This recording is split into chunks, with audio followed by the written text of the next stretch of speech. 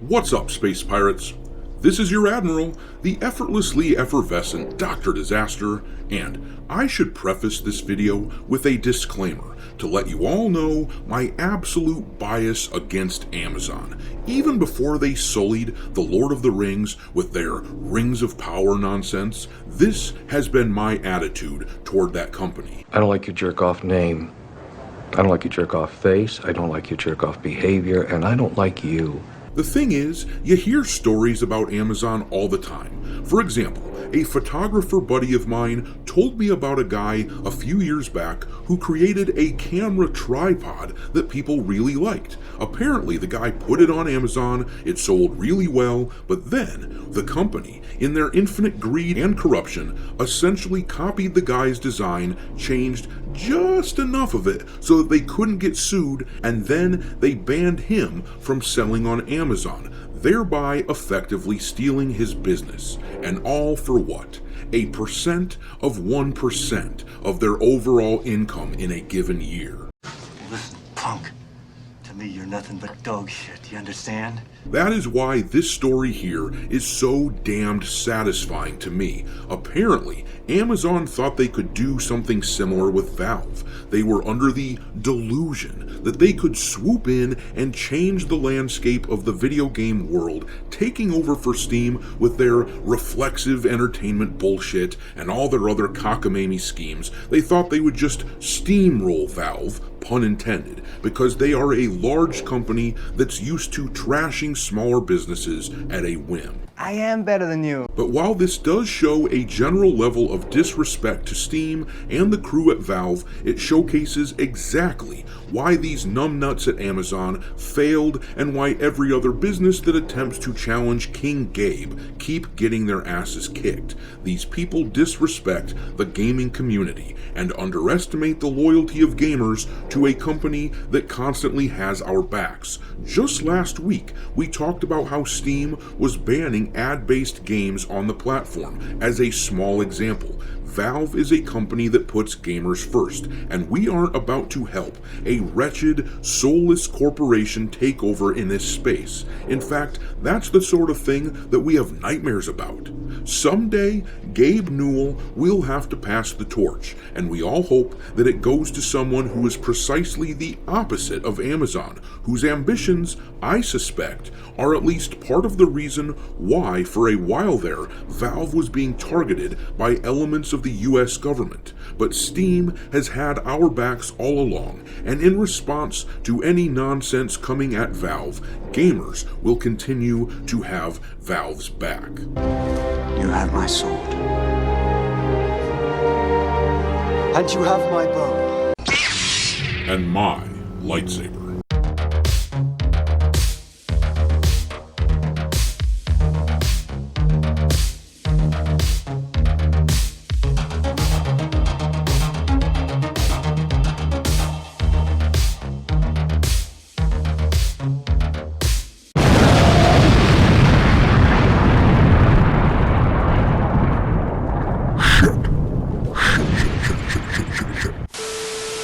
Alright, me hearties, make sure that you hit the like button on this video, share it with your friends, subscribe to this channel, and don't forget to follow me over on X, where my handle is Dr. Disaster 1. But anyhow, let's have a peek at this story where an Amazon executive admits to getting their asses kicked by Valve. In the background here, we've got some imagery of Stellar Blade running around because I think that game is perfectly emblematic of everything that Steam gets right. People are looking forward to the release of this game on Steam for a variety of reasons, not the least of which being the mods that will be created and permitted on the platform. In fact, most analysts are predicting that the sales numbers for Stellar Blade on PC, a game which will be well over a year old by the time it releases on the platform, they are predicting that those numbers will outstrip the sales numbers on the PS5. But anyhow, let's read about this Amazon stuff in this article here from PC Gamer. This is one of those rare times when I actually agree with something that garbage outlet has published, but that just goes to show what an ironclad grip Valve has on the industry. But anyhow, The article says, "I will never understand, dear reader, why we keep running into this baffling issue of Valve and PC gaming in general being underestimated, starting at its roots when basically no one thought it'd work as a distribution platform and extending into the modern age." Ethan Evans, who was the former vice president of Prime Gaming at Amazon until 2020, took to LinkedIn recently to share his wisdom as to why the giant never toppled Valve, and basically they thought they could just throw money at the problem. So, a couple of things here. First of all, I said it before and I will say it again. They aren't just underestimating Valve, they are underestimating gamers.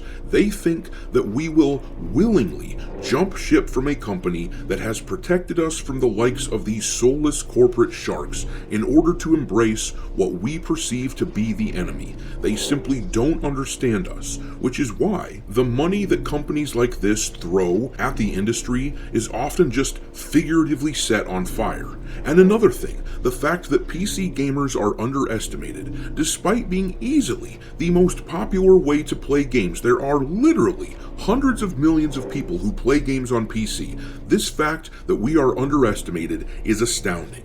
But anyhow, let's read some more. We'll skip to this paragraph here where it says, "The 15-plus year-long attempt to challenge Steam started before I was VP of Prime Gaming, but we never cracked the code." He then maps out the timeline. First, an ill-fated attempt at making Reflexive Entertainment's online store a thing in 2009. It went nowhere. Then, an attempt to make a game store after buying Twitch. Our assumption was that gamers would naturally buy from us because they were already using Twitch. Wrong. Lastly, Luna, a cloud gaming app that I literally hadn't heard of until this post. The whole time, Steam dominated despite being a relatively small company compared to Amazon and Google. Once again, these people fail to understand the connection that gamers have with Valve, in the same way that they fail to understand why we prefer small studios that operate independently of these larger umbrella corporations like Microsoft, Sony, EA, and 2K. It doesn't take much pattern recognition at all to notice that once these large companies take control of a space or a studio, it doesn't take long for that space or studio to turn to shit. These big companies do everything they can to monetize things down to their last penny and ultimately transform things that we once loved into something wholly unrecognizable. An easy to understand example of this is Suicide Squad Kill the Justice League.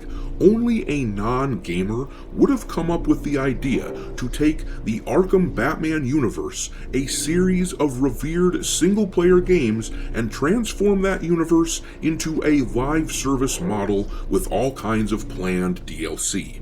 This sort of thing is, quite frankly, why I suspect that we saw all of those hit pieces coming out about Gabe Newell and Steam this past year or so. I think these bigger companies, like Amazon, are getting impatient. They thought their money would buy them a position as the top dogs in this massive gaming space on PC. They thought their money would buy them a position quite easily, in fact. But gamers are largely not the mindless drones that a lot of other people are. These corporations may have bought up these beloved old game studios. There's nothing we can do about that. But Steam stands as a bulwark against this soulless corporate infestation, and we have their back. And actually, I'd like to pull up this post on X from Madame Savvy. I really liked her take on the situation, and I want to read it in full. She wrote, in response to this former Amazon executive talking about the situation, saying, "I appreciate his post, but this is how out of touch these people are.